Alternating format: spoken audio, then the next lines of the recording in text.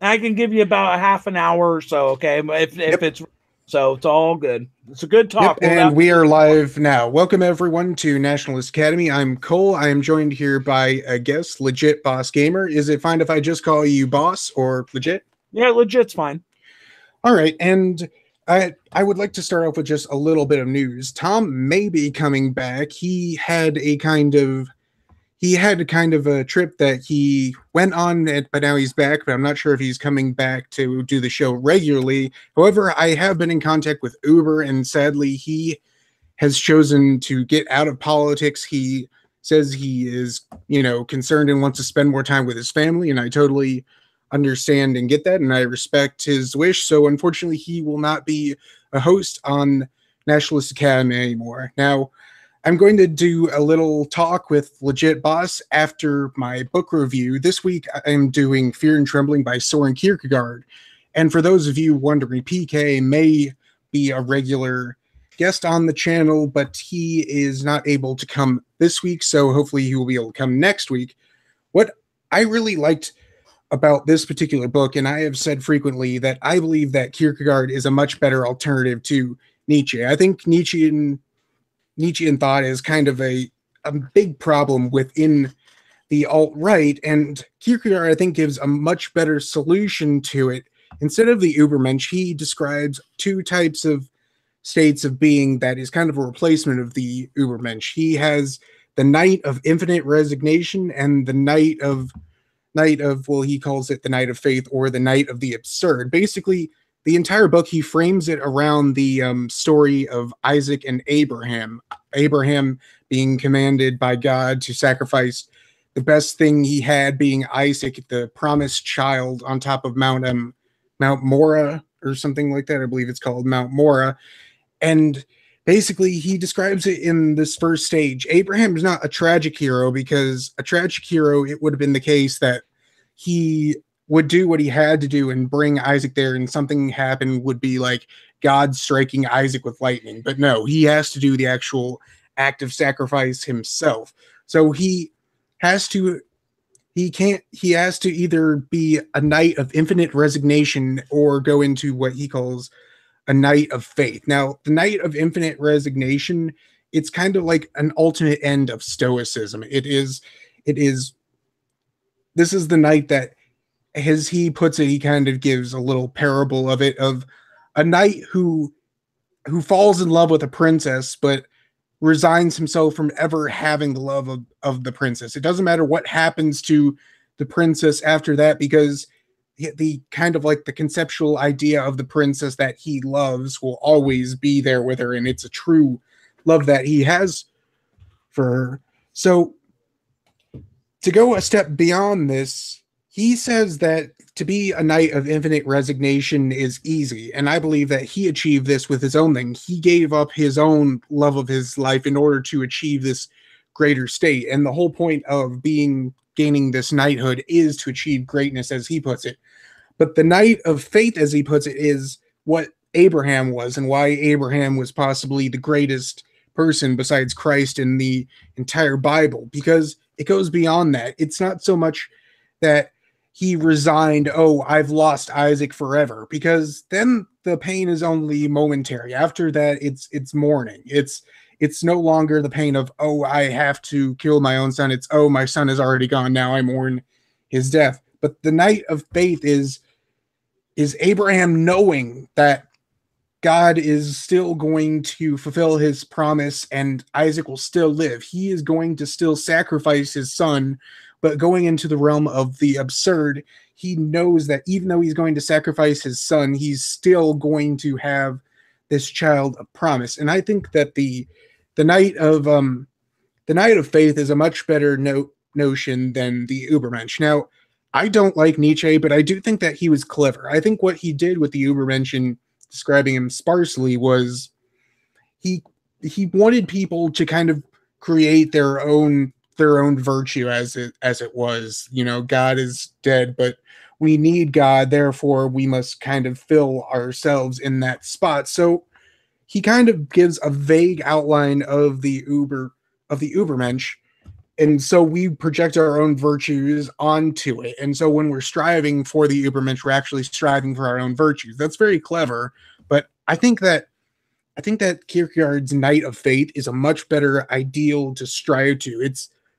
It's the legitimate putting your absolute faith in God, and it's not so much you're resigning everything, it's that knowing you're going to get everything. And before reading this book, and I do highly recommend it, I'm going to read the rest of the works of Soren Kierkegaard for the next episodes, but I would say that you should definitely get up to date with Hegelian philosophy because he does reference it a lot. And despite my displeasure at people using the word dialectic, as many people are nowadays, even in the various normie circles and in the skeptic community, he does reference Hegelian dialectics a lot in terms of going between the night of infinite resignation and night of faith and bouncing back and forth between these two. But again, I do highly recommend this. This was Fear and Trembling by Soren Kierkegaard. And I think for next week, I'm going to do works of love, possibly. So, as I mentioned before, I have a guest on this week.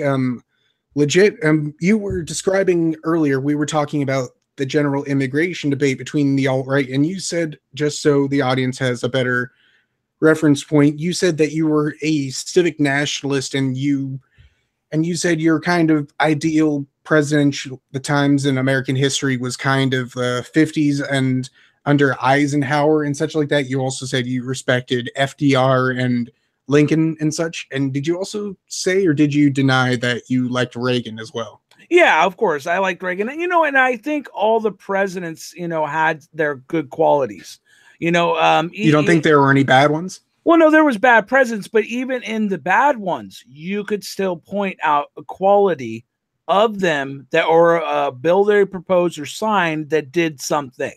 And that's all I would say, because what is weird to me is that we've entered today in society where, because it's a bad president, people don't respect him. I'll give you an example. I hated Obama. I thought he was one of the worst presidents next to George W. Bush, but I respected him. Why? Because he was our president. He's our president. And so I think we've entered a weird time in today's culture where we are totally dismantling politics and saying this person's bad, this person's good, when sometimes it's good to just call out the policies that they're doing is wrong and say, hey, it's our president, we'll get a better one next time. Do you understand what I mean by that? I do, but I would say my criticism to that is many people's flawed characters reflects in their policy themselves. I wholly stand by, and I completely admit that I think LBJ was one of like the worst presidents in American history, for the fact that not just he passed just coincidentally bad policies, but I think he was outright malicious, if not completely corrupted. Yes, I would agree with you there. And the only thing I would say to that is that, LBJ, was not just LBJ. He had people working for him. So, and that's what I think, again, we've entered a weird time in politics and political discourse where people don't understand. The president is not just the president. He is the people he appoints under him. He is the judges he appoints under him. So yes, LBJ, definitely one of the worst presidents we've ever had. But does that mean everything he did was bad? No. People he appointed, I'm sure, did some changes. I'm sure we could go and find a couple good people that worked for him that affected change on some level. And that's all my point is. Yes, the man is bad, but that doesn't mean what he did is completely just, it's terrain. Because there's leaders all over the world that are way worse than LBJ in current society. Not in the US, but it's kind of a weird thing, because when I grew up in the 90s, you respected your president no matter who it was. You could disagree with him on policy. You could say he's a bad president, but you still respect him because he's your president. It's our president.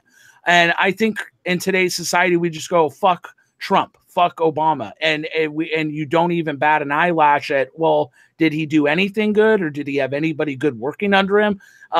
It's kind of a weird thing to me, because nowadays good guys like myself and yourself, we're looked at like we're the bad guys because we're bringing up legitimate issues, be it whatever the alt-right is saying, or a guy like myself, we're looked at as the bad guys when we're just bringing up issues. Well, I would have to disagree that this is anything new. I think it's pretty obvious when you look back, especially in the case of like Vietnam style area. We had almost a completely divided country between left and right between the war, and there are people, outright calling for the resignation of the various presidents and the various governors of their respectful states. And even going back further, it's if you follow me on social media and snaps and things, I like to collect old books, and I got a book a couple months ago that reflects this pretty well. It's basically a book from 1912 called Issues of the Current Election, basically, and it even brought up and it talked about the various things of the various groups basically denouncing the other side and saying, if this candidate gets elected, he won't be my president of the real America and everything like that. And it breaks down the various issues between the candidates and gives, the opposing side's view of these things. So I disagree that it's a modern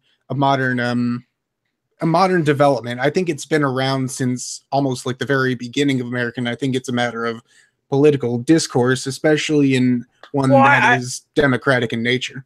Well, I'm talking about on the common everyday man. See, I'm not talking about individuals like you and me who are intellectuals and we enjoy talking. I'm talking about the everyday worker. The everyday worker typically, going back 40, 50 years, he didn't care. He really did not care. He wanted his paycheck, his pension, go home to his family. He would go, hey, if the president did something he didn't like, he would call it out. But he would never go blatantly like in today's society, fuck our president. And it's something that that's basically what started the Southern secession movement. They didn't like the election of Lincoln versus well, and also money, money ended up, but that's a whole nother topic. We can go, oh man, that was a big disaster. But yeah, I get what you're saying, and I do think it existed on some level. I think it's been quantified, and I think we can both agree what's happening to Trump is a travesty in this country. I mean, this man is probably the greatest president of all time, and I say that without reservation. I mean, I say that wholeheartedly. I have met Trump. I had to, I got to see him speak in California. He's an amazing man. Very honest, shakes your hand. Just one of those guys that you really trust what he's saying. Now, is he going to be perfect on everything? No president is perfect. You do your best with what you got and who you appoint. Again, that's what I was saying. Presidents aren't just presidents. They are the people they appoint, the judges they appoint, the Congress. There's lots of things. The gears have to move right for it to be perfect, and it's never going to be perfect.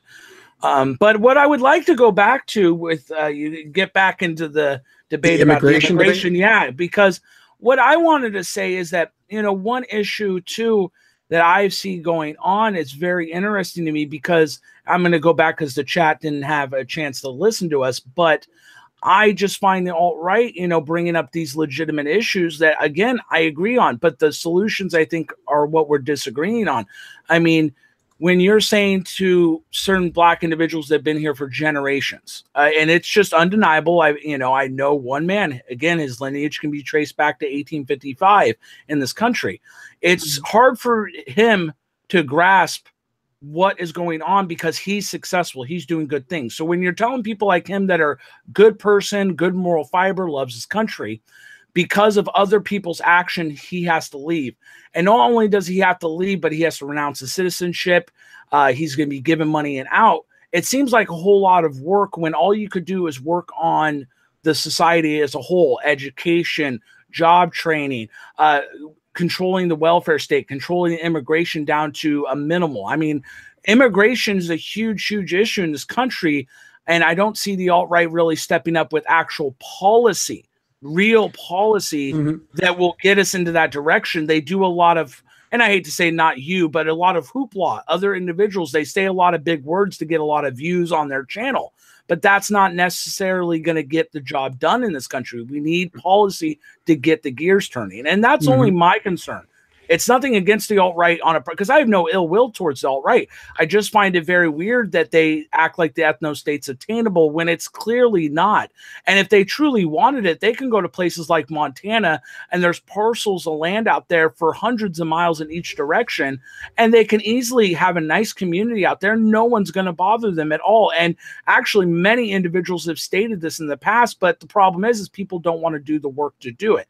And if these individuals like Richard Spencer truly cared, they would just do it. It's not very hard to build a house. It sounds like a hard because we live in the society today where anything's hard, but it's not hard. You go out there, you build a house, you do it. I mean, David Koresh did it. And I hate to mention that, but David Koresh did this. And he had his nice little community. I mean, God bless his soul. Look what happened to him because he brought guns and stuff. But it doesn't matter. He still did it. That's still an example of you. If you want it, you can do it. So, and that's my only gripe is that I don't disagree what's going on with the immigration, but I think the solution to it is the biggest problem. And there's no solution that alt-right's giving that is practical. Practical solutions what the alt-right needs, because otherwise it's never going to go anywhere. It just stays a meme culture. It's nothing more. And good guys like yourself are just going to keep, doing the same thing over, and it kind of ills my heart because I don't want to see that. I want good guys like you to be at the forefront pushing good policies to get our country into the 22nd century. Well, thank you. And I think to rebut against your thing, I'm gonna have to do a little explaining. And this seems to be a problem that I think most people are running up against, and especially people in the skeptic or liberalist movement or whatever. They treat the alt-right like it's a cohesive thing when that's not actually what it is. I could go back into the history. I've been there not since the very beginning of the alt-right. It started with the dissident right in France and then became known as the alt-right in the early 2000s. But I've been a part of it since like the early 2010s or such, maybe I think about 2011 or 12. But basically, to understand the alt-right, it is not a cohesive ideology. What it is, it's a single issue movement, and that single issue is the specific terms within it will be brought into question. I'll clarify them after, but it's basically the general unifying concept is for the betterment of white people. Now, there's a lot of disagreement because within the alt-right, there's a broad number, at least a dozen or so different ideologies. There's fascists, national socialists, libertarians, anarcho-primitivists, pure Nietzschean nihilists. There's nationalist libertarians like myself, and so on and so on. And there is definitely disagreement with that thing. There's people like Richard Spencer who says that extends past the white American, that we want to create a pan-European nationalism for our brothers in Europe. And there's other people, and I'm on this side of the spectrum, that no, for real nationalism, we need to be concerned with ourselves and everything. Sure, we can focus a bit more on the betterment of, say, Europe than, say, Southeast Asia or anything like that. But primarily, if it's a matter of what is our prime goal, it should be helping ourselves. And I also don't, it's not like I don't understand it, but it's just that they don't understand when people bring up the notion that there is no proper white nationalism in Europe, that there's only Hungarians and British and Scottish and everything, so there can't be white nationalism in Europe. And I do agree with that position. I say that there's only been about 6 nations in history that could ever be properly white nationalists, and I'll explain why after. There's been America, Canada, Australia, New Zealand, Rhodesia, South Africa, and it's arguable whether that there is a 7th or not based on different places in kind of the Middle Eastern area, in Armenia or whatnot. But basically the notion is this, that there are European ethnicities, and yes, they are all white, but they still should remain separate. But there's kind of a mixing together, or even just a separation in the case of Australia, where even though it's British descended people, the Anglos, they kind of been separated enough that they created their own thing that can only be generally termed as white. There's only, Rhodesians and such like that, and there's not so much a Rhodesian ethnicity. It's just that they broke off from their original Anglo population group and became their own thing. And thus I have to say, of the 6 nations that exist, there's only about 4 now that can actually use white nationalism, because the other 2 are basically dead. Rhodesia is gone. South Africa, it's basically going to become a Zimbabwe 2.0 with the amount of Boers being killed on a daily basis. So getting from that on to why the alt-right doesn't propose a particular policy, it's because we have all these various groups with a shared unified goal, but they have different outlooks. The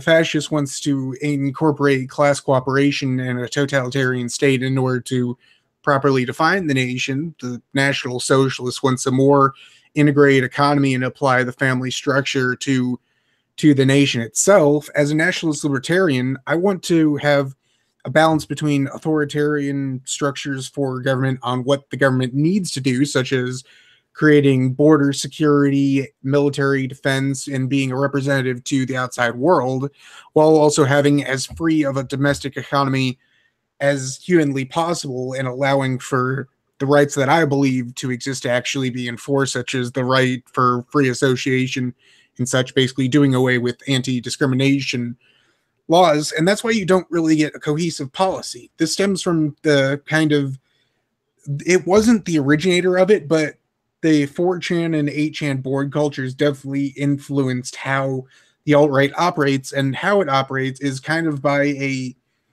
an automatic press of just criticism and attacks. It basically, any kind of policy you put forward will be instantly ridiculed and mocked and critiqued by every other person in it to try to come up with a perfect solution. And there is no perfect solution. So what we end up with is the best ideas can kind of barely eke out, and like 51 to 60% of people will go along with it, while the 40% will be naysayers and be like, oh, that never works. And eventually they'll quiet down if it does happen to work. And if it doesn't work, then the people will be constantly mocked forever, like in the case of Charlottesville. But this is the kind of problem with the lack of policy. Well, I am right. Hold on. I'll let you speak in a second. I'm almost done with my point. I am writing a book, and I'm hoping to get it published this year, because I do see this need in the alt-right for a specific American-centered ethnic policy within the alt-right, and I am writing said book. I'm calling it Nationalist Libertarianism, a synthesis between ethno-nationalism and the dream of our founding fathers. And I think it has some very good policy suggestions. Will it be accepted by the majority of alt-right?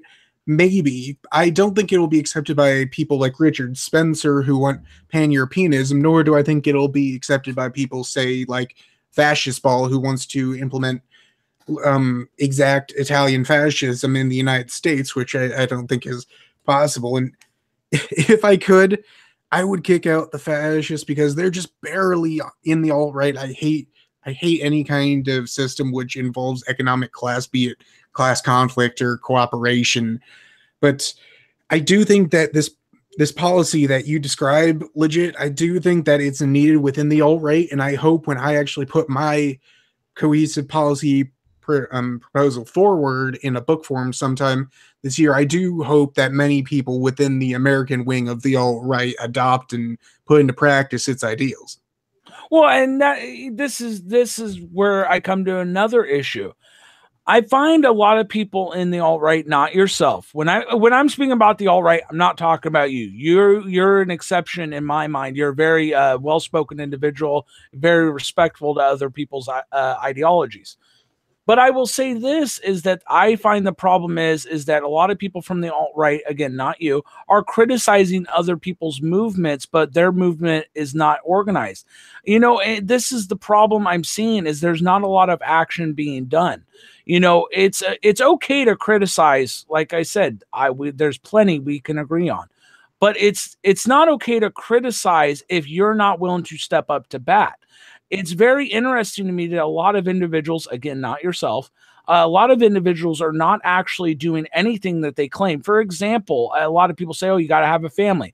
The individuals saying this don't have a family. Oh, they're saying you got to be educated. A lot of these individuals are actually not very smart themselves.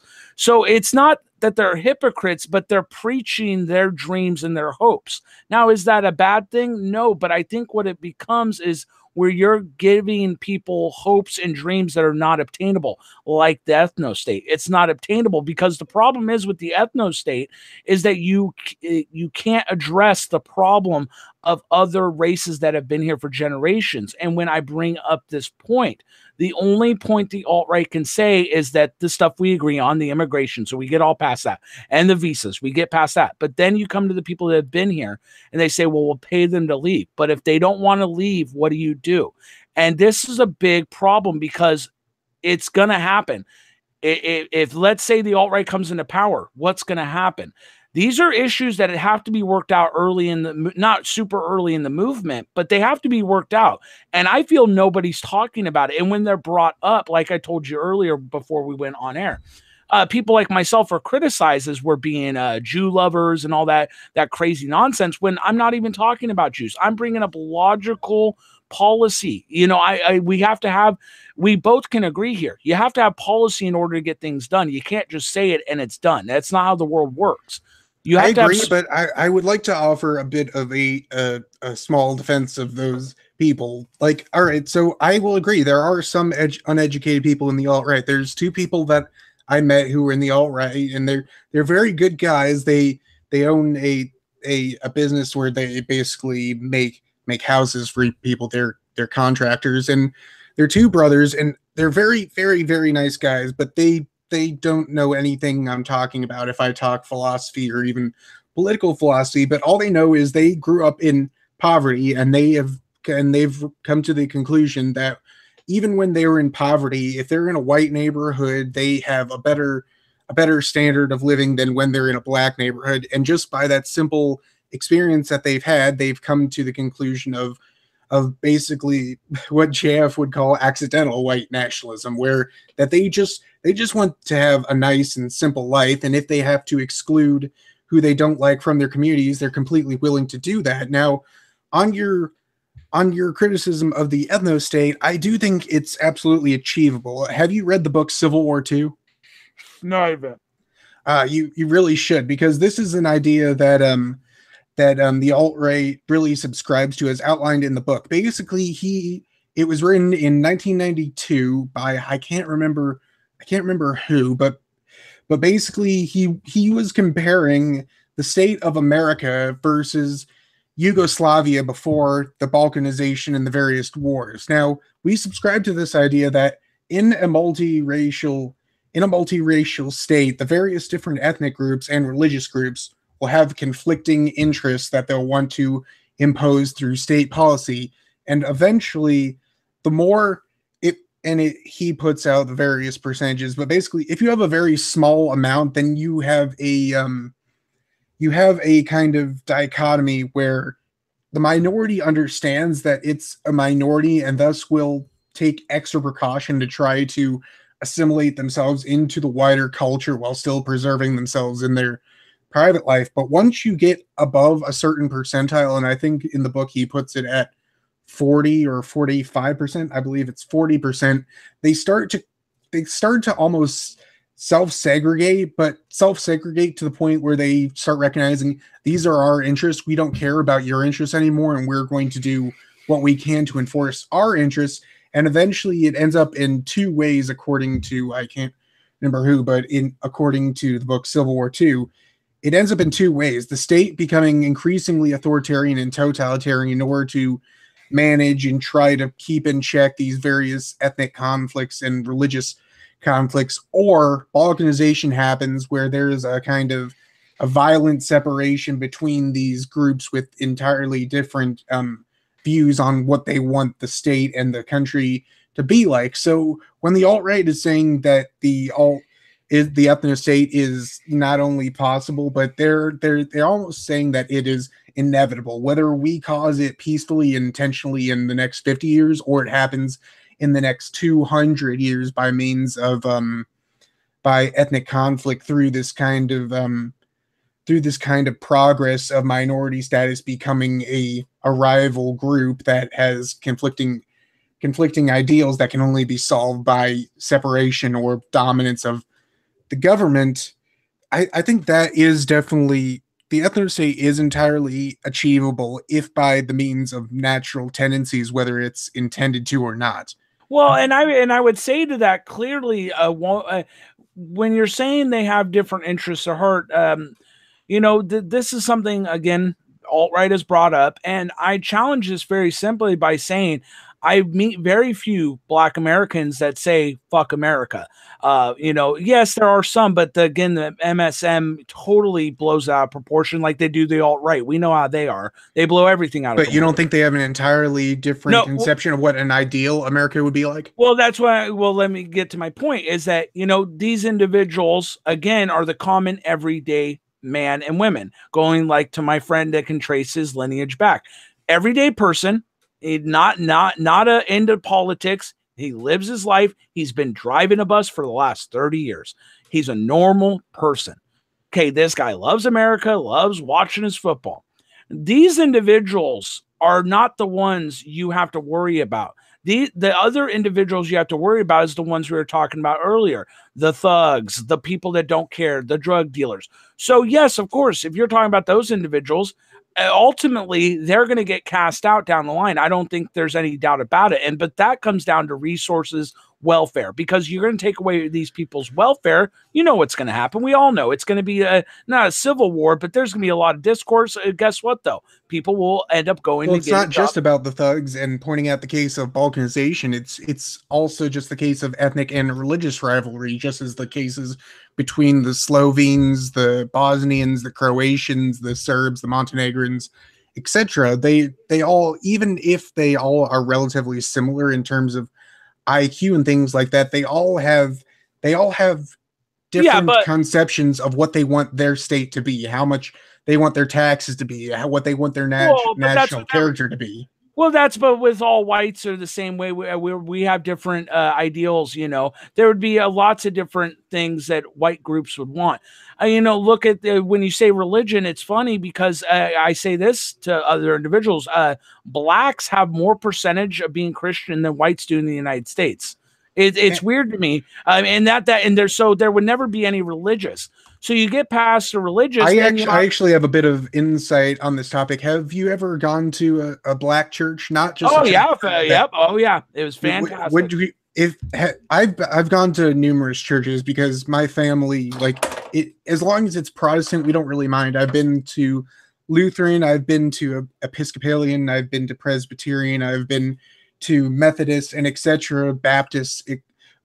You don't think that there is a very different set of values in just in this case of how one should worship God between, say, a Baptist church and a Lutheran church? I mean, if anything, if you want to know my honest truth, when I went to the Black ran churches, I felt they really pushed God. And this is what I will say.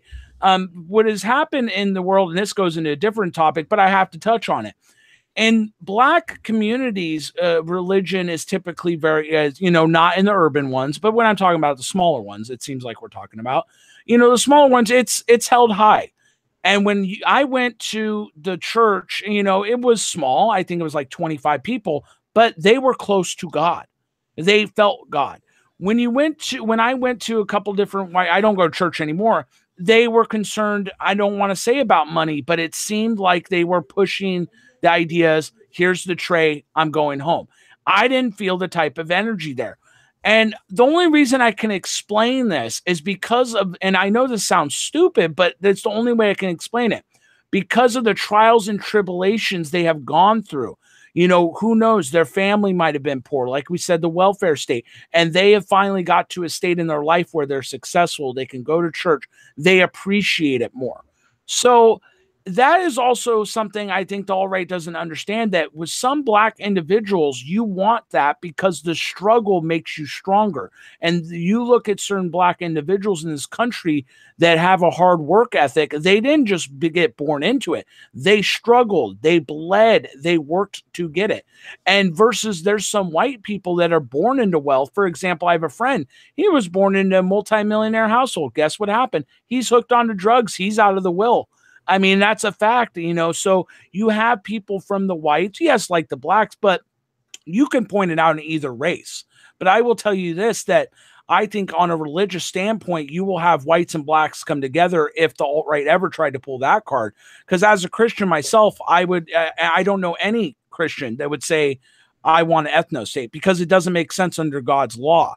And that's also something you'll run into. I would highly disagree. I'm Christian as well, and I know very many Catholic traditionalists within the alt-right. The justification for the ethno state you can find in the Tower of Babel and the various different speeches done by Joan of Arc with accordance to the Anglos or whatever. Basically, the justification is God separated man for a reason, and you can minister to all the various peoples in the earth, but God also gave authority to the various governments of the earth. It's not the case that God wants the entire earth united under a single earthly king. He wants them united under the heavenly king. He wants them to be united under him. So it's not a matter of we need to combine our secular governments, and if every single Ugandan Christian wants in, we should let them in of course not. No. to widen the fellowship. Well, no, and that's what I'm saying, is I'm saying with the Christians within the United States, I would say are together. I mean, this is why you have churches that have never met, especially with the Texas shooting. You had people coming all over from the different sects of that same church come together and help those people out. It's the same thing with the Alabama one. I mean, you see it all over the country.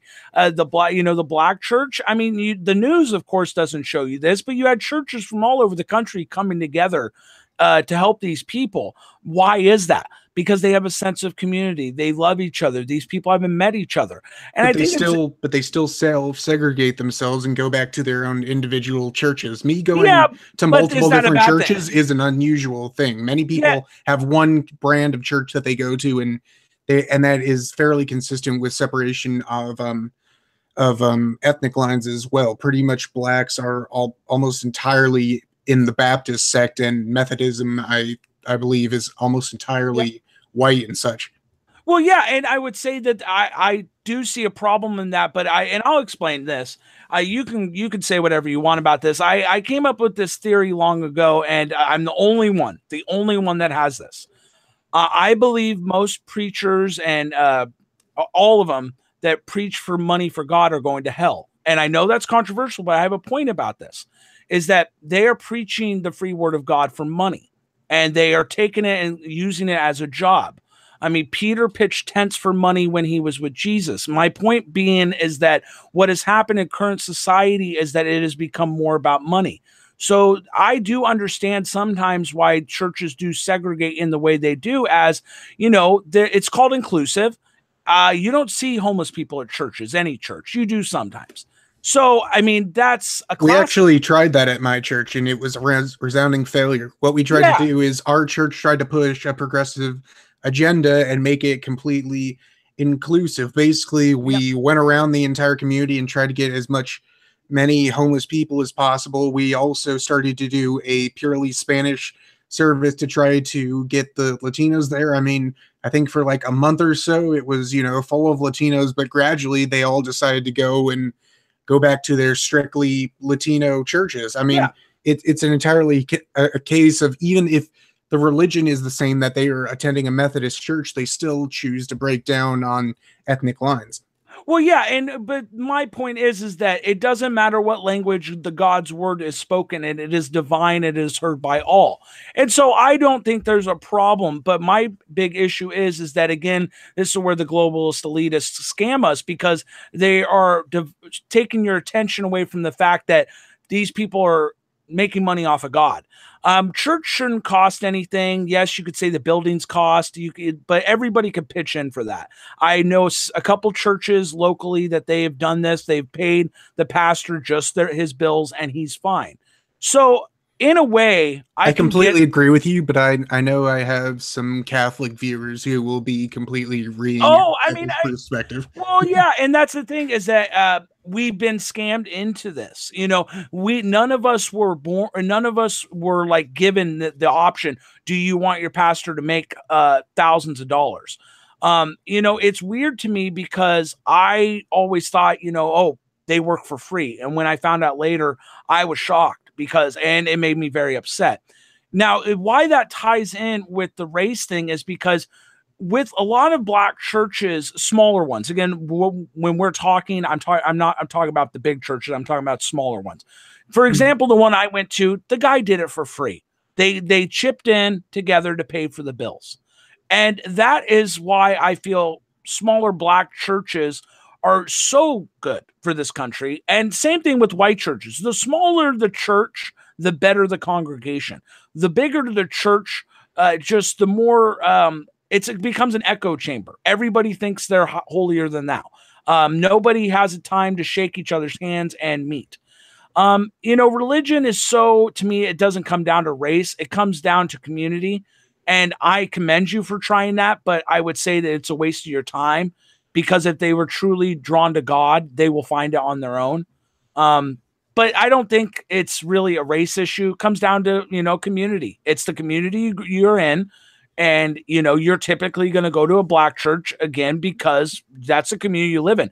I mean, if your family's black, your cousins are black. I mean, everybody in your family's black. When you go to church on Sunday. Is that true for Sean King? Well, yeah, I mean, exactly. But I mean, and that's a valid point with the church is, I don't blame, it's a community. Church is supposed to be a community thing. And I love it. I don't think we should ever stray away from it. I want more black churches. I want more Asian churches. I want more. You know why? Because that means more God's word's getting out there, more of his word that's spread, and more good people like yourself and me who will rise to the top and try to change things for the better. So, but I think the more we divide. But don't you think it conflicts with your own ideals that it was the case that even though our church was more convenient for them as it was closer for them, they still chose to go, the extra distance to go to a pure Latino church instead? Well, I mean, once you say this, when you go to a party and you don't know anybody there, you're uncomfortable, correct? Nobody goes to a party that they don't know anybody there. They weren't invited to. And feel comfortable. So you can't blame people for going to places and not feeling comfortable. I think that would be wrong of anybody to go, oh, well, because we're inviting you, you have to come. They come out of respect and then they leave out of respect, because if they're not comfortable, they don't want to stay. And that's not fair for you also as the church host. You wouldn't want someone to be there if they were uncomfortable. It has nothing to do with you. It's just that they don't know nobody there. And I feel that if you're going to go to a community-based church, which most churches are, I've seen very few that are not community-based, you have to know people, feel comfortable, because God wants you to sit and listen. He doesn't want you to worry about, is someone looking at me? Is someone judging me? Because unfortunately, in today's world, it's unavoidable. I mean, this is one reason I stopped going to church, because I saw people caring more about what they look like than what was being spoke out of the good book. It makes no sense what society we've become, where we care about what people look like versus the words they're saying. So I don't blame people for not coming back to your church. I would blame them if they said you were rude or you were not kind. But I guarantee you, if you go talk to some of those people, they will be nothing but great. They'll say, oh, you're so nice, but we have our church. It would not be anything ill-willed towards you. Well, it's not a matter of blame. I would just say it's a matter of just understanding it's the basic reality. I agree with you, but I would say that's a point in terms of ethnic separation. If they choose to separate like this, and it's a natural case that even if we see something as unifying as religion not able to bring together these various ethnic groups, that it's a doomed cause is the wrong way to phrase it, but it's a futile effort to try to undo what people can do with a smile on their face and understanding, saying it's just not for me, but these other people are for me. So I don't see why that can't be applied on a bigger scale. If we actually apply the right to discrimination and such like that, we get rid of Section 8 housing and diversity programs that basically force diversity into various communities and things, we'll start seeing a massive separation based on the two categories I put, ethnic and religion. And once the religion is split up, we'll also see this ethnic divide as well. We'll see more purely black churches, more purely white churches, more purely Latino churches, and such like that. And I don't think that's something that can even really be countered, nor should it be tried to, nor should we try to attempt to counter it. Well, and I would say that also the problem is that when you're talking about race and Section 8 housing, there are individuals that do need the assistance. The problem becomes is when that is their livelihood. So we can debate about the Section 8, but the reason it was implemented was to help individuals get on their feet. We need to, and this goes back to policy. We need to implement responsible policy. You should not be living on the government's dime if you're not willing to do the time to make yourself better.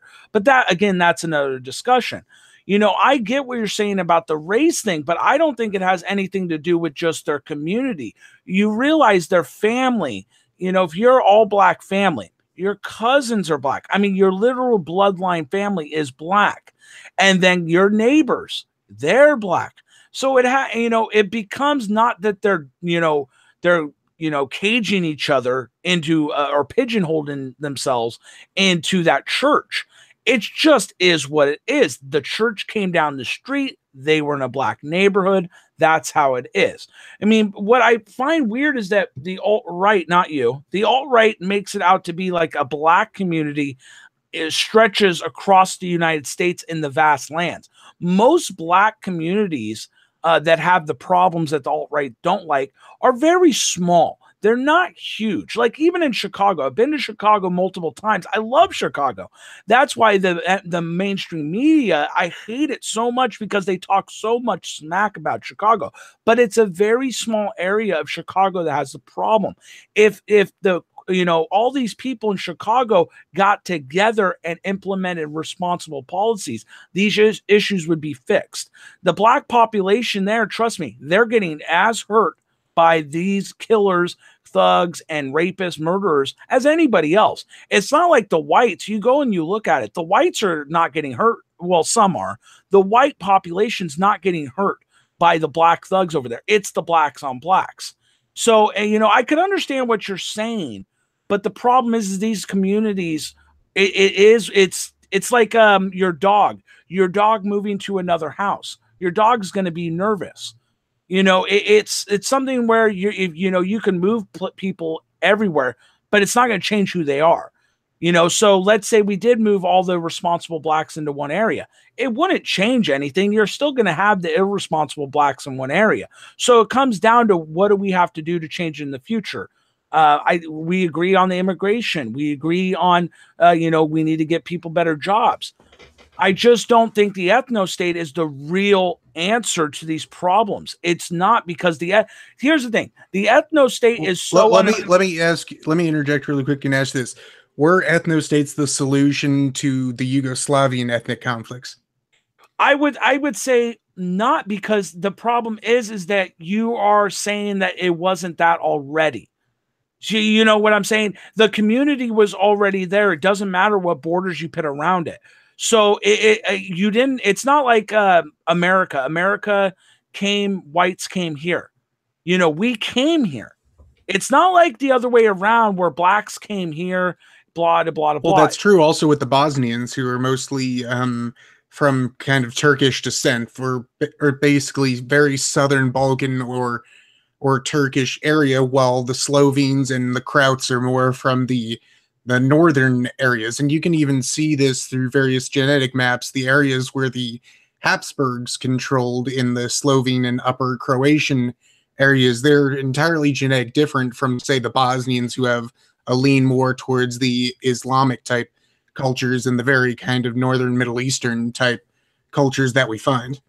Yeah, and then I would say that is that over there, though, it's so weird to me that people compare Europe and America so much. And it's nothing against you. I'm just talking about the alt-right in general. It's because we are so geographically different. It's insane to me. People compare us, but over there, the separation from country to country can be 50 miles. I mean, it's so small versus over here, New York is 3,000 miles away from me. So the problems in New York are not going to affect me because I'm over here. Versus in Europe, everything is so clustered together. A problem in France is going to affect Germany because it's immigrations all over the place. There's not as many fences.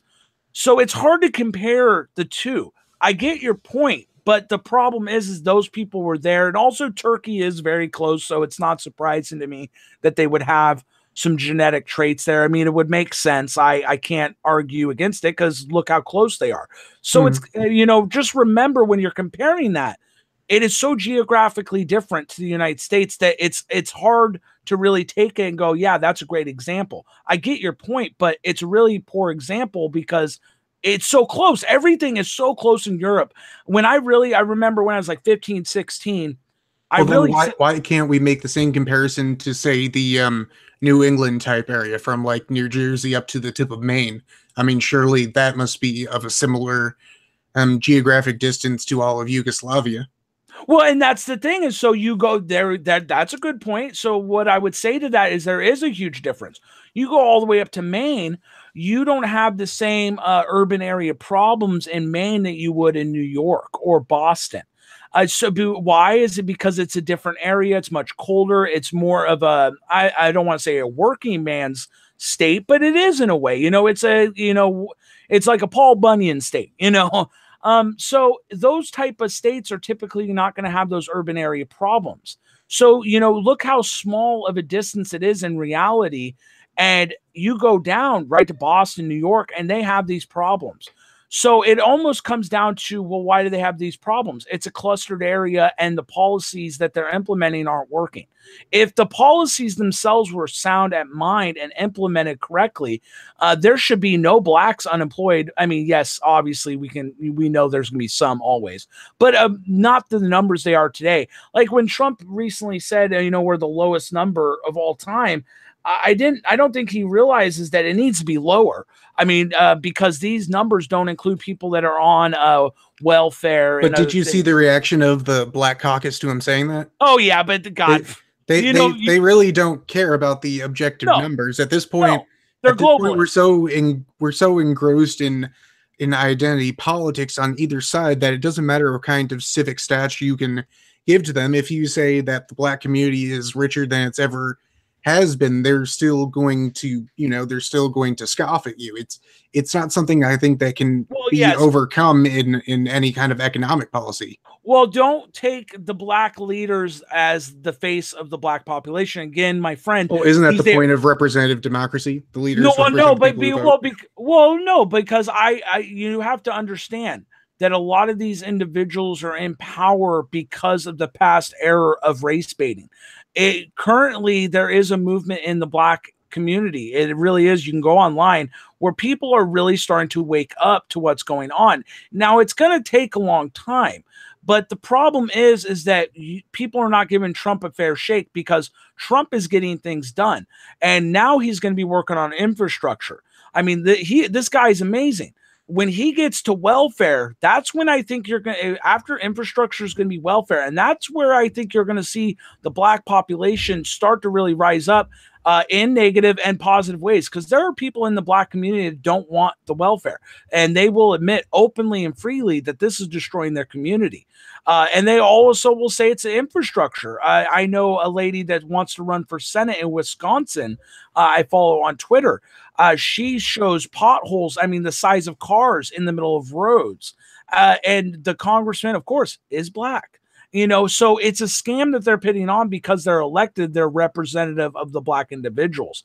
And that's why I say, representative government is kind of, when it comes to race, is almost a sham. Because it is race baiting. They use their race to get elected, and that's not anything. I can say I'm white. What does that mean? Does that mean I'm going to defend white people because I'm white? No, because look at the Black Caucus. They don't defend the blacks. They never have, and they never will, because they're globalist elitists. They serve the people that pay them the special interest money. And it has been that way since the big banks have come in 1913. It's been that way. Before 1913, campaigns used to be publicly funded. You had very little outside funding because people rallied behind the people they wanted the community. But once you had big banks come in, there was no need for that as much anymore. And as the years and the decades went on, the Black population say, hey, you're going to give us welfare. I don't blame them. If someone gave me free money to sit on my ass, I mean, if someone offered me a $10 million a year to sit on my ass, I would probably gladly accept it. You know, I hate to say that, but the problem is that every other person would say the same thing. They would gladly accept it. Does that make me lazy? No, that makes me an opportunist. So, but the problem is it's happened over generations. Now that it's a crutch. It's a crutch to these people. They don't know any better, but guess what? Trump's going to wake them up. You know, it does take someone hitting your head, someone head on the cane, or someone taking the cane and hitting you on the head to wake you up.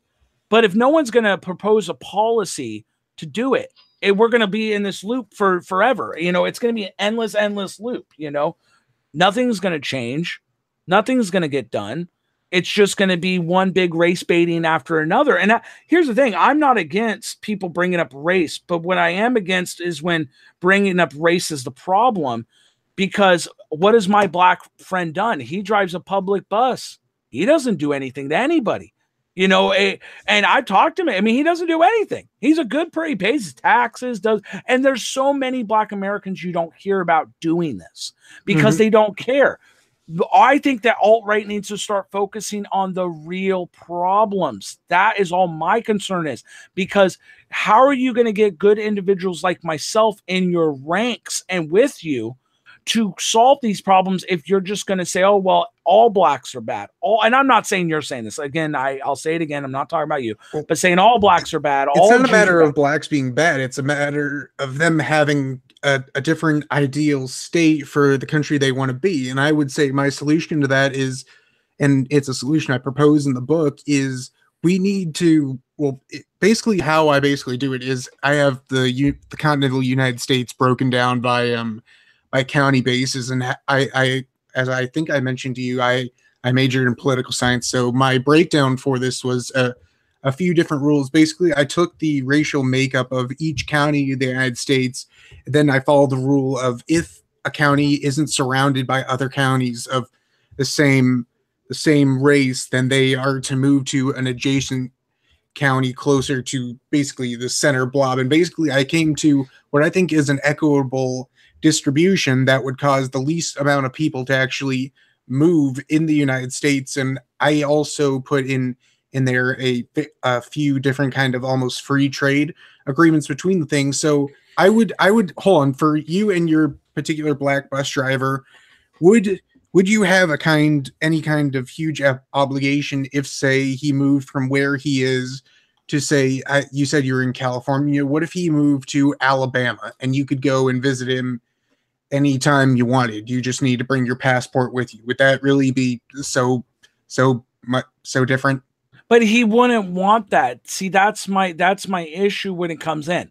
It's not. It's almost comes authoritarian because he's not doing anything wrong. You are pitting the guilt by association on him because of what other individuals are doing or how stupid they are. He loves America. He loves everything we're about. He has no gripes, nothing, and that's why I get what you're saying. But I would say that they would have the self-determination to make their area as America as they want it to be. And it could be however they view America as it is. And it's not so much the case that we're going to remove everyone and put them down there.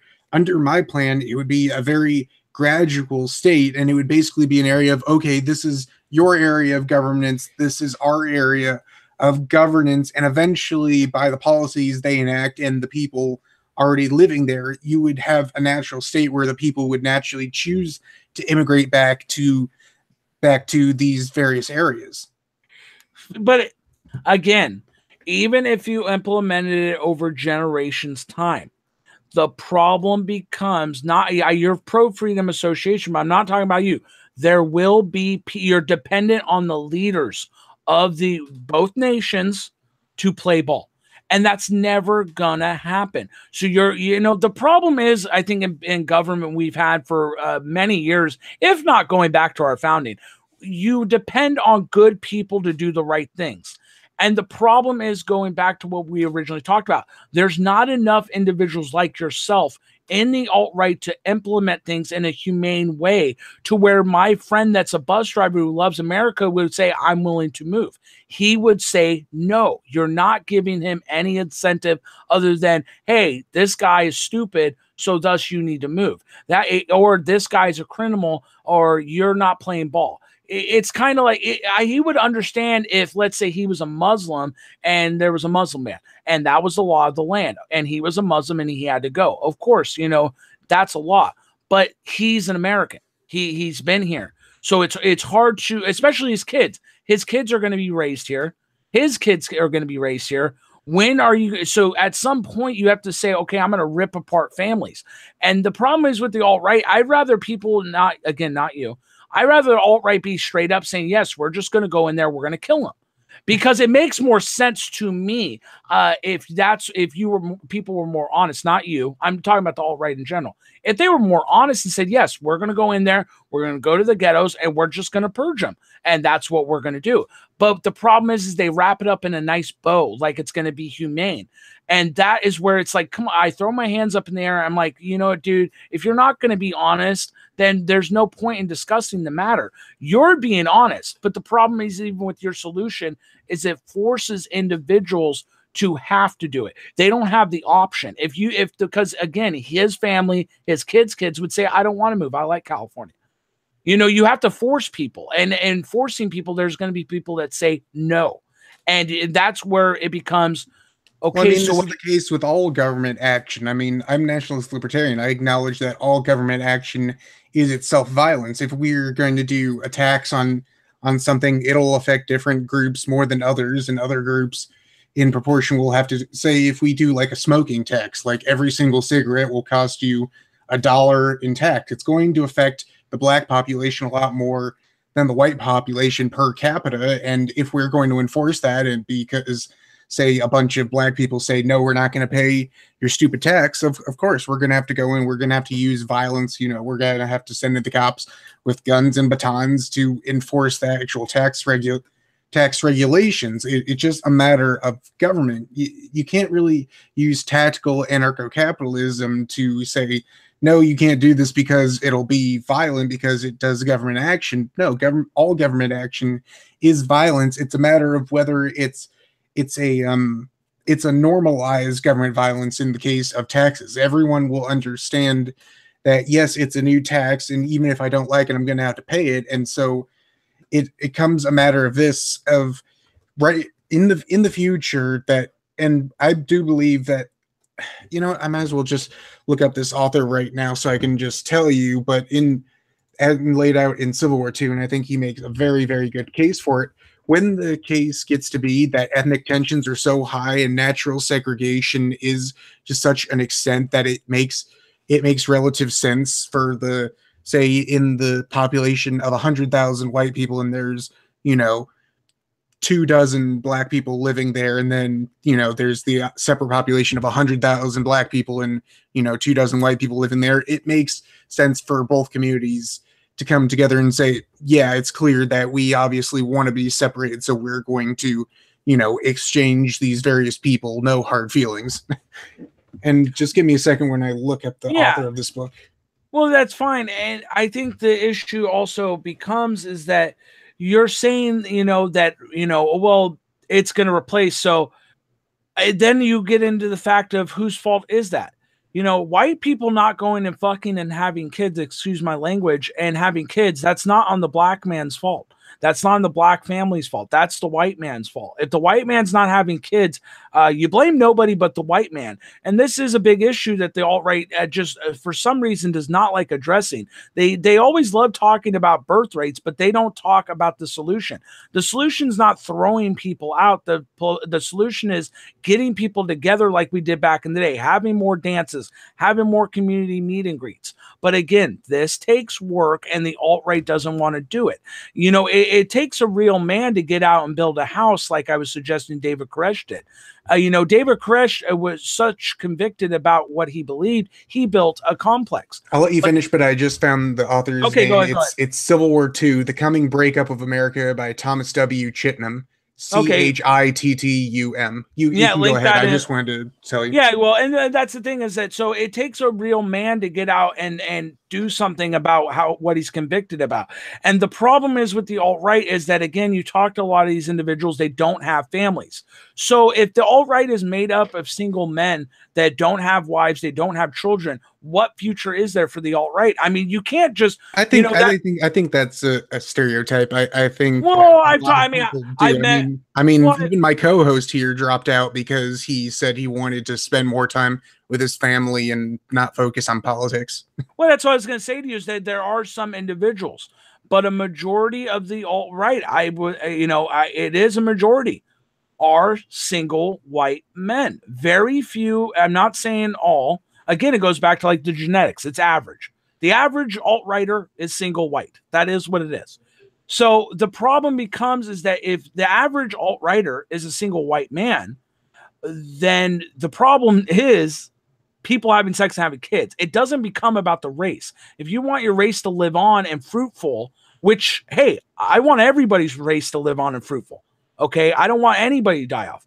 But then you're placing the problem on another race. No black man's coming in and saying, get off your wife. I'm gonna fuck her. And that's the thing, is excuse my language, but that's the kind of scenario the alt-right makes it seem like black men are just coming into white communities and stealing up all the white girls. And it's like it's not happening. Well, that doesn't actually need to be the case because in Dr. Putnam's study, he actually found that diversity actually lowers civic trust, and there in a fall of civic trust, you get a lower willingness to have kids. You get, here's the thing: it's not so much that, I mean, not so much. It's not just that trust between various ethnic groups falls. Trust between your own ethnic group falls as well with increasing diversity. We, as he describes it, we basically turtle up and we basically become less trusting of anyone else, regardless of the actual state of how many there are. Whether there's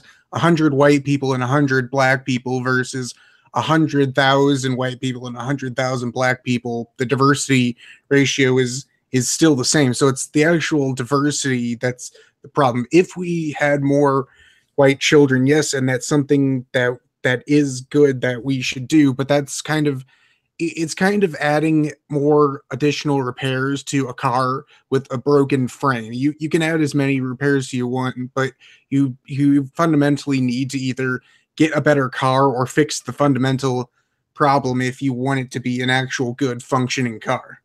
Well, and I kind of totally disagree with you on that, because the fact is that you say diversity brings down trust in the other race. How would you No, it explain brings down this? trust in all races according That's what I'm to saying. Oh, Dr. okay, Putnam's study. So yeah, that's what I'm. so But you all go to races places like, involved. yeah, but you go to places like Wisconsin, Montana, and you go to these small towns, the birth rates there are the same in the urban areas. This is a nationwide problem. It's not like there's areas in the United States that are predominantly white that all of a sudden have higher birth rates. So you go to areas that are like, for example, Williamsburg, Kentucky, where my buddy lives. He has a farm out there. He said when he was a kid, he only knew 2 black people, and to this day, he only knows 3. So this is a predominantly white area. The birth rate out there is not changed. So it comes back to, I agree with your point. It might have a factor, but you still have to have kids. The white race is going to die off no matter what happens, because we're never going to have a 0% minority. The minorities are always going to have more kids if we keep pandering to this I don't even know if it's globalist elitist. It's like this invisible boogeyman. I mean, no offense, no one can convince me that a woman is not having sex with a guy because a black person's down the street. That's like an absurd claim.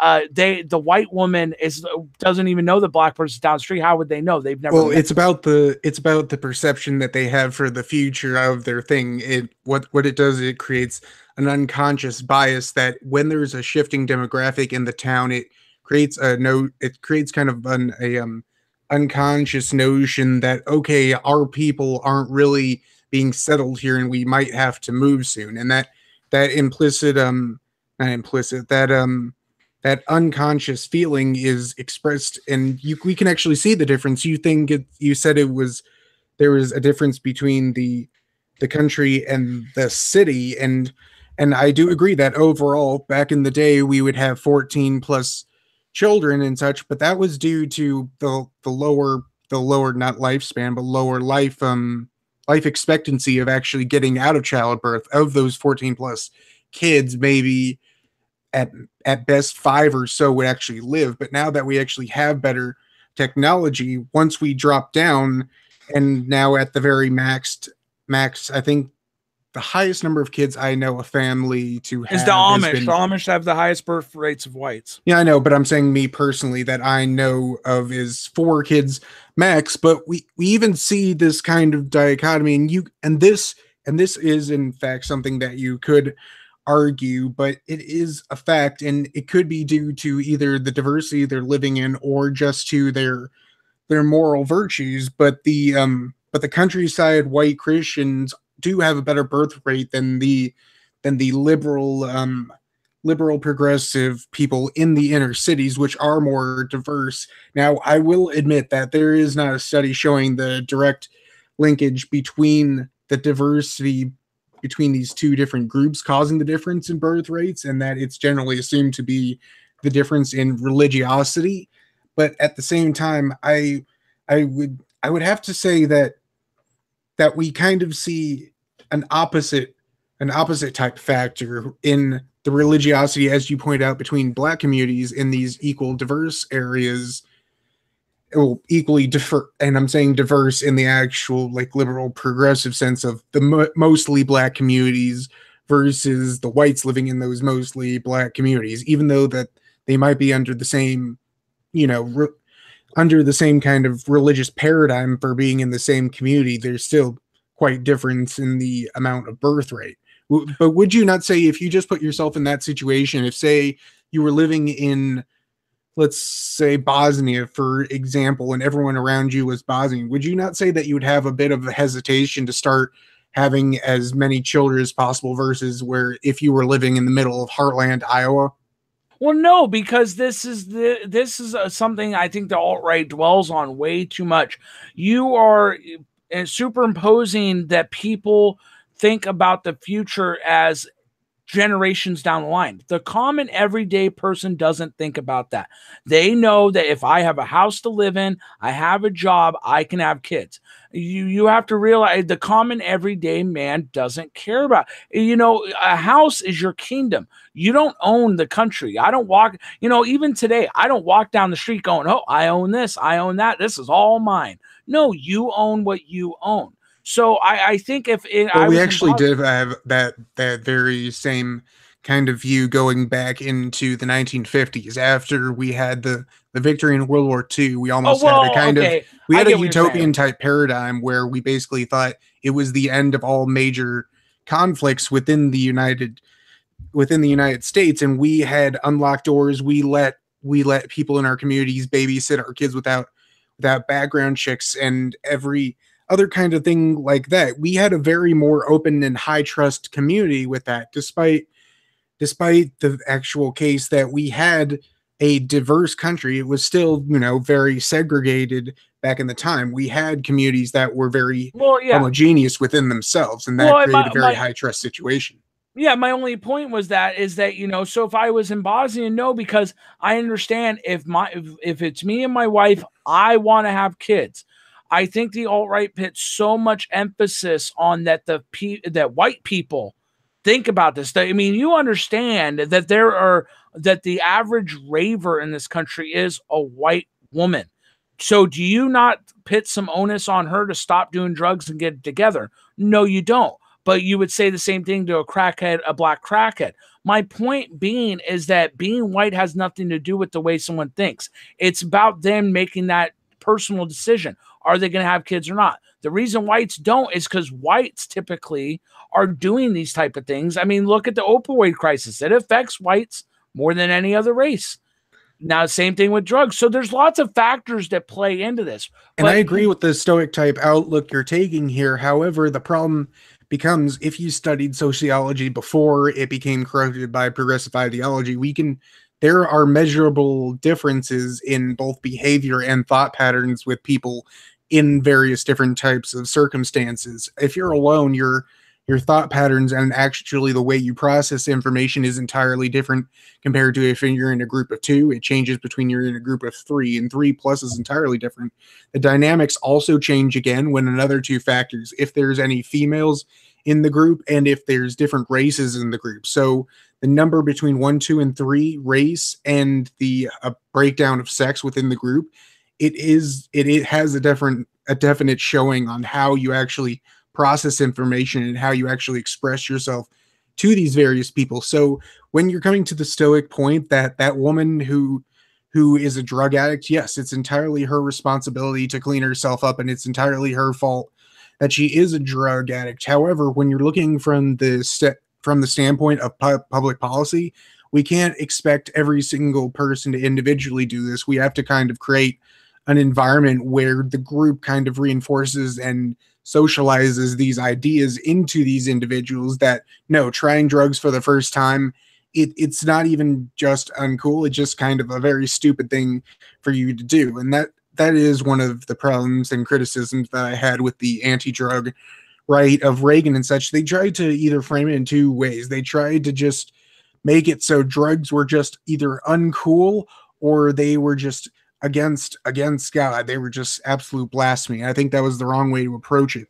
Social pressure, I think, is a greater coercion than any kind of law enforcement. If you say that people are going to get arrested for doing marijuana, they really won't care. They don't encounter law enforcement in their everyday life. But if you create a social stigma about it, that if someone is smoking weed, it would be just akin to if their friends found out they were collecting child porn or something like that, just something that's absolutely reprehensible. You would see drug use absolutely plummet. And this is very much the case with these social pressure things. You can expect individuals to do things to harm and hurt themselves, but you can influence the demographics and the social structures that they're in to kind of create an ideal environment for them to come to these very conclusions of not doing drugs versus abstinence versus all these other different kind of choices that you can kind of socially engineer. Well, and I would say that, the problem is with, not just collectivism, but, saying it's a group issue. It's not just a group issue. We used to have very personal relationships. You used to walk down the street, say hi to your neighbor. Now, the problem becomes is that at what point are we going to go back to that, or does it progress worse? Now, the reason I say that is because if we don't have a community structure where I know this person knows that person, the white race is not going to progress even in an ethno state. Because even if you kicked out all the blacks and we still had the same structure we do now, white birth rates aren't going to change. People are still not going to care. I mean, you have the internet. I mean, I believe social media is the worst thing to happen to mankind in the history, because look what it has done. It is not only giving guys like me and you a voice and no one cares, but it's also given dumb people a voice and everybody cares. So it's created a structure where the dumbest people are heard and the smartest people are silenced. So, and then it drags on into society. Guys like you and myself used to, wow, you're smart. That's good. I want to marry you. Yeah, that's great. You're going to have kids. And we wouldn't even be talking right now because we'd be busy with a house full of kids and a job to go to. But now today, look, we're sitting on a stream. So society's also changed. Priorities have changed. So that's the thing, is that I get what you're saying, but that's why those studies from the old no longer apply, because the game has changed completely. Even if I don't think Putnam's study is that old. I think it was done in 1975. Yeah, but maybe. It is. But the thing is, but 1975, look how much it has changed. It has changed so dramatically. It's not even comparable. 1975 to now, you might as well be on a different planet. I mean, you take a guy from 1975 into now, I mean, he's literally going to probably just start shaking. I mean, the point I'm making is that we have changed so much, and it's only going to get worse.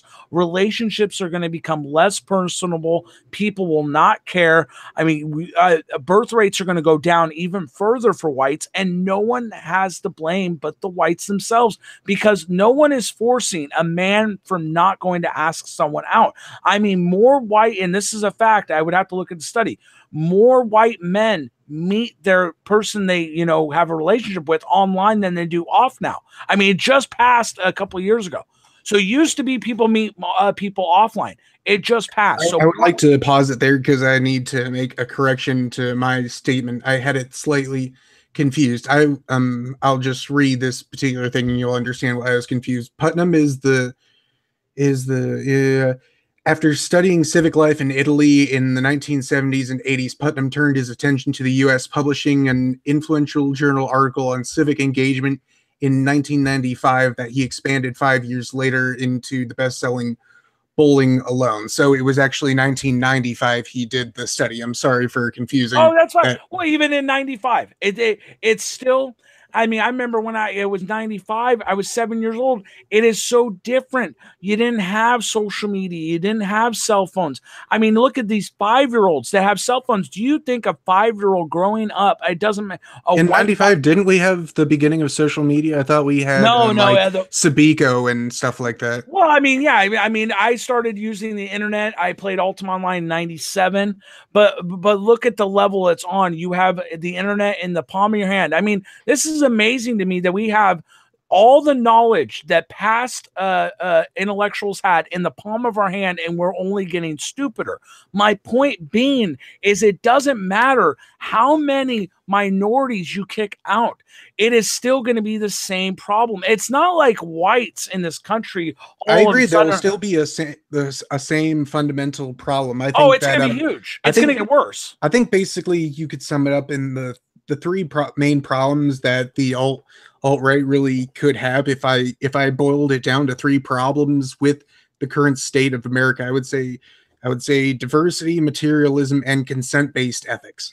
I would say those would be the three big problems of it. It's true, two of those three problems would still remain, but I think that they would be something that would be more readily changeable once a demographic could be adjusted. Well, no, because here's the problem with that is you're not going to convince any white 21-year-old to get off his social media and go have kids. You're not going to do it. That's the problem, is that in order to have a free and open society, you're not going to be able to tell people what they can do in the ethno state. Then it becomes like Richard Spencer said, and this is how you know Richard Spencer's a shill, is he said, I will censor people that talk bad about the alt-right in the ethno state. I'm not a free speech absolutist. Are you referring to the debate with Sargon? Because his specific stance with censorship was he would censor foreign propaganda attempting to subvert the nation. That was the question that he was specifically referring to. Yeah, but if you're referring to a different case, then I haven't heard it. But that's the case I'm referring to. And if you let me give you context. So, but then it becomes what's foreign. You see what I'm saying? I could say it's from Russia. Look at our senators right now saying, "Oh, Russian bots with the release the memo." Okay, that's our representatives. So again, you are depending on good people in power to do the right thing. And that's all my point is. I'm not against, but when Richard Spencer is saying that, again, I think what the problem also is with the alt-right is you're putting so much emphasis on white people like they're this dominant race. And the problem is that, going back in the glories of history, of course, whites are probably the greatest race. But the problem becomes is that we have diversified so much that there's a little of this, a little of that. Everybody has got a piece of the pie now. I mean, you have geneticists that are black and white. You have geneticists that are Asian and Jew. You have programmers that are white and Asian. So everybody can get a piece of the pie. I think the problem becomes is that even if we had the ethno state, what are you going to do to change the culture? Because people are not going to stop being on social media. It's going to get worse. I like the Wall-E example because Wall-E in the movie, that is the future. Idiocracy, I think, is too extreme. I think Wall-E's the future. I think we're going to get so bad where we're just going to be fat and robots are going to do everything. And now I don't think it'll be in our lifetime. I don't think it'll be in our kids' lifetime. But you can't convince me that all of a sudden the blacks and the Asians and the Jews, everybody somehow gets their own territory and whites are just going to excel. I mean, it doesn't compute because the whites that are currently around right now that I see, even online, even the guys like yourself, there's not enough guys like yourself around. So that's the problem. There's not enough people like you, Cole, to progress the alt-right into the future. And that's where the alt-right's going to falter and the country falters under the ethno state. It's not a matter of if the ethno state could work. Under your scenarios of, everybody will move nicely and everything, let's say that happens. But then it becomes, what are you going to do with everybody there?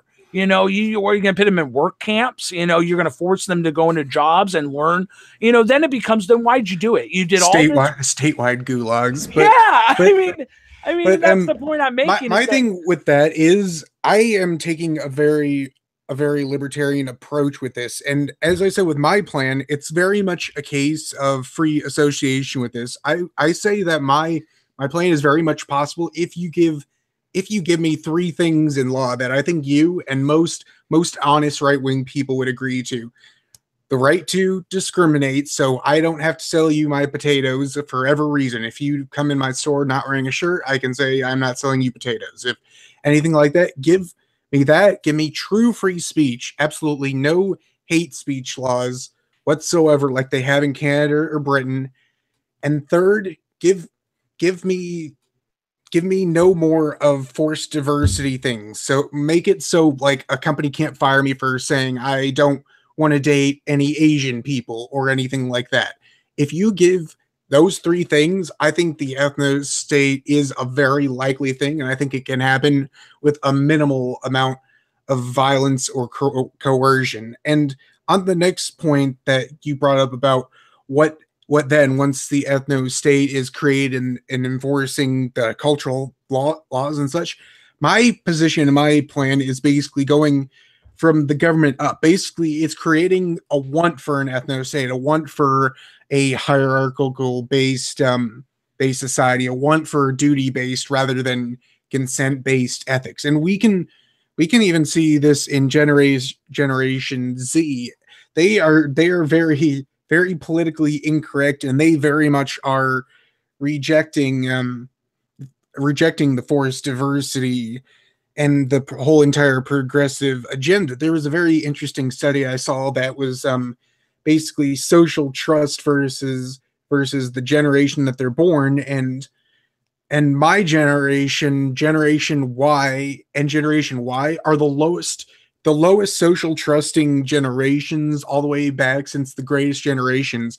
But generation Z, it's almost kind of another thing. Their social trust is so low that it almost kind of springs back up. And the reason I say that is if you overlay it with another study that I have that showed the amount of in-group preference based on race, my generation and the generation Y are the lowest ever, but generation Z, it absolutely is soaring. It's something like, I believe generation Y is like, I think it was 34% in group preference. Of basically the study was saying if you had to choose to live among such and such races, would you have a racial preference? And only 34% actually had a racial preference. But Generation Z, it was something ridiculous, like 85 or 84% that they would have a racial preference. So we actually kind of see a rebounding going from that, and that's the kind of rebound that I want to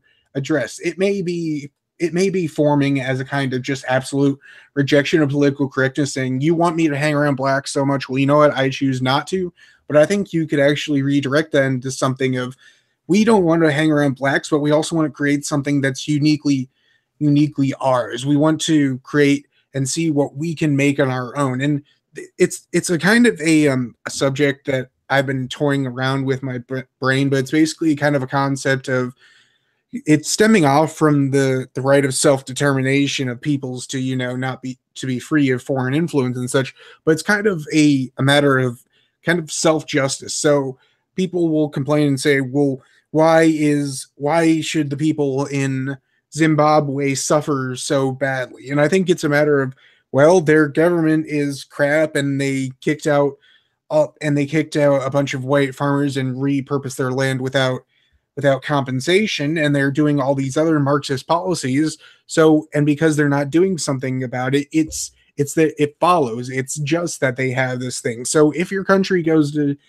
shit, it's kind of your both fault and responsibility for it. It creates an idea of a need for civic participation of, well, these people are doing bad because they are not participating in their civic life. My country is starting to do bad, therefore I need to participate in the civic life. So it creates a sense of we don't have a duty to help these other people. It's just for them to, if they do really good, it's just for them to be doing that well. If they're not doing really good, if there's no such obvious thing like they're being bombed by their neighbors every single day in a war, then yeah, then it's just that they're at that state of level. So I would very much like to see this. We have so much like, sorry, I dropped something, but we have so much conflict of saying, well, white people are oppressing black people. We're killing them with the welfare state, and we create a new Well, slave they're killing class and things like themselves, that. But though. I would like to just give them a clean slate, say, you know, all your debts are forgiven. You don't need to pay taxes to our government anymore. You can set up your own government, however it is. And if it's good, then great for you. If it's bad, then it's up to you to make it better. Yeah, but that again, and I get what you're saying, but then, you, I again, it goes back to what I'm saying is that you are acting as if the minorities themselves are forcing, like, individuals sit there on the phone. No one's forcing the white woman or the white man to sit there on the phone and not go out and meet somebody. Okay, so no one's forcing them to, when they meet someone outside, because I've ran into this with, multiple times with people in their mid-20s. They don't know how to interact outside of the digital world, because they are so say they grew up with it. They don't know anything else. They were born in the late 90s. By the time they got old enough, they had cell phones in their hand. I didn't have that, so I don't get what the hell their problem is. So it goes back to what I'm saying is that these individuals are still going to have the same problems in the ethno state, unless you are telling me you're going to pit people in gulags. And that's the truth, because what are you going to do for the work? What do it's not like you have people. It's still free market capitalism. No, Like I no, but said, no, I'm but what? nationalist libertarian. I believe in No, a complete well, domestic free well, so let me use economy. an no, and I know you do, but I'm not. And I'm not talking about you. I'm talking about the other. All right, one point I bring up, is that in Arizona and other places that are agricultural, the farmer was asked, well, why don't you bring in whites? And he started laughing. This was a national TV interview, I believe, in like 2010, 2011. And he said, you know what? He's like, I try to get whites to come out here. They don't want to. And he was honest. He said, do you think I really want to pay people from Mexico $25 an hour and have to house them? Because he has to house them because they're not from the country. And he's like, it's so amazing to me. He was just saying, it's so amazing to me, people that don't do what I do, tell me how I should run it. But he would want to hire whites. My point being, when it comes to the hard work, the alt-right needs to solve these questions, because these are important questions to have. Work ethic, social greetings, people interacting with each other. These are the important issues for the white race, not some black guy driving a bus that's not causing any problems. Yes, we can agree there are black people in the country that are taking advantage of the kindness of the country as a whole, but that doesn't mean there are not good individuals, because we should be holding up those individuals like my friend who is doing the right things and say, listen, this is what you need to be like. And not only this is not what you're going to be like, but guess what? The welfare's cut off. Guess what? Section 8's cut off, unless it's like, like I said, there are people that do need it that are disabled. Certain individuals that are taking advantage. And guess what? It becomes a survival mode. It is much more harder for the alt-right to do your proposal of, oh, you get to go here and then you get a country. It's so much work to do that than implement policies, because what I'm talking about has never been done before. Since the welfare state has been enacted, has never been decreased. Not one time. It's only increased. And so I think we should try other means before we go to the drastic, let's go to the ethno state. And that, because well, wait, actually, I disagree with that. Wasn't that the case? Didn't we have a decrease in the welfare state from the policies of FDR going into the various Republican presidents, such as Reagan and Eisenhower and such? Well, no, I'm talking. Okay, so when I mean welfare state, I'm talking about after the '60s when we had Black American. Right. So that's what I'm not talking about. Okay, so let me rephrase it. Welfare for blacks has never decreased. It's only increased. So I think we should try decreasing the welfare, increasing social programs that are going to better them. I mean, the fact is that I find places like Detroit getting the best funding in the country and having some of the worst test scores. I don't understand why the president has never kicked down the door of that mayor and said, "What the hell are you doing with the money?" But no one does it. Why? Because the globalist elites understand this is part of the plan. This is what they want. They don't want the minorities to succeed, nor do they want the whites to succeed. If they wanted the whites to succeed, trust me, we would be promoting having children and we wouldn't have social media problems like we do. I'm not against social media, but the way that it's going now, social media is going to be the downfall of the United States as far as the social. I mean, the fact that me and you can talk right now is a marvel to 30 years ago. But we abuse this system that we have now. I mean, what are you talking about? I was doing this podcast 30 years ago over here. Yeah, and that's all I'm saying is I think we need to try other forms of intervention before we go. And here's the thing: if all the other policies I'm talking about and everything else I'm talking about fails, well, then we can talk about the ethno state. But until we try some of these other methods, the ethno state seems like a very dramatic step. But like I said, we agree on so much more. And on that note, I would like to do this again. I think we had a great discussion. I mean, I went an hour and a half longer than I thought I was going to. But here's a quick point that I would like to bring up that you mentioned earlier, how you think the future is going to be like WALL-E. Now, I think there's two possibilities in the future. One is how I described it, basically in terms of either there's a willing separation, a willing balkanization of America, or there's an unwilling, as described in the book Civil War II, or the second one. If we keep progressing how we are, if we still succumb to modernity, if we still have this kind of like crony capitalist system going on. Have you ever seen the anime Cowboy Bebop? Yeah, I've seen a little bit.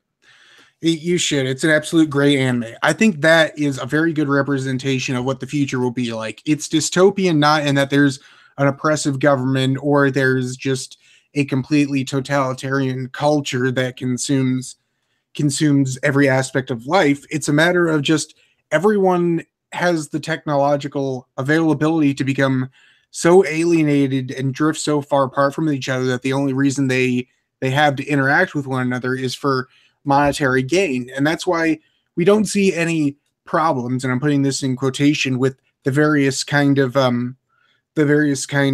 gangs running around, everything like that, and why there's not so many problems that the government needs to come in and use authoritarian force to do it. It's because everyone's already drifting so far apart in space that they don't really have an issue. Anytime they come together, it's just for monetary compensation. I think that is the dystopia that we really need to avoid, because anyone under the 1984 dystopia will, or if you're a stupid teenager and say like the dystopia of the Hunger Games, everyone can easily recognize a dystopia like that, and you can easily create a conflict based on we need to rise up on the oppressive government. It's the case that when there is no openly oppressive government, where it's just a system that just enacts what everyone is comfortable with, what everyone doesn't have a duty, where everyone just acts by consent, and just the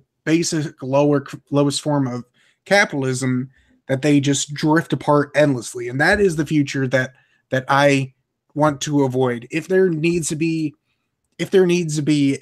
a conflict, then so be it. If we can do it peacefully, I would prefer it. But again, to you, I would say those two things: watch Cowboy Bebop and think about what I said about that being a possible future, and two, read the book Civil War II, and I can give you a link to the PDF. I think that he makes some very good analysis, drawing comparisons between the Yugoslavia balkanization and the current demographic correlations with the United States.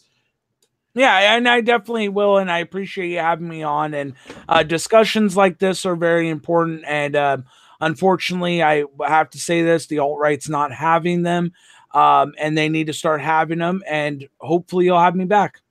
Mm-hmm.